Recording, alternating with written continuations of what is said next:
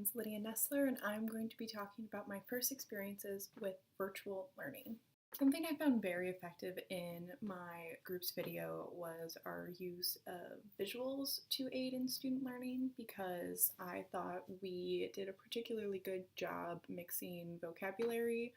with what we were actually talking about in a visual sense, because we used little arrows and directional colors and things to help guide the students throughout the lesson in an attempt to make them feel a little bit less overwhelmed by the amount of information that we were giving them, which I feel like is something that happens at a secondary level. I also believed that we had a very strong beginning of the lesson, because we made sure to cover the why of learning up front, so that the students had incentive to go forward in the video and be able to pay attention and learn something, versus just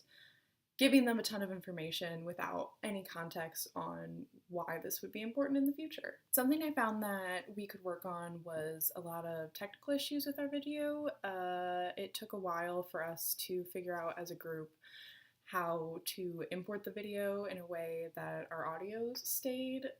in the same order or in its entirety.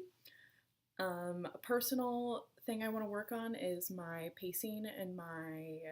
lesson giving, in a sense that I speak really fast and I want to be able to give students time to absorb information and collect their thoughts before I move on to different subjects.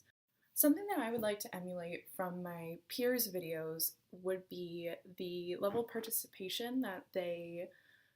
asked from students within their video, because a lot of groups incorporated question and answer sections or specific activities or tasks that a student would have to complete while watching the video, and I thought that this was a really smart way to keep student involvement actively up, or try to keep them actively engaged in the virtual lesson when you're not physically in front of them.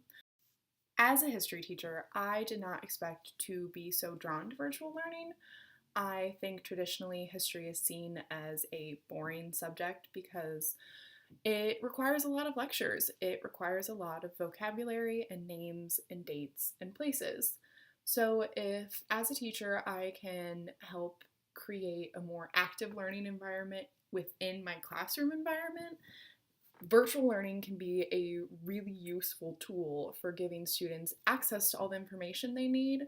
at their own pace at home, so that we can spend more time within my classroom applying the information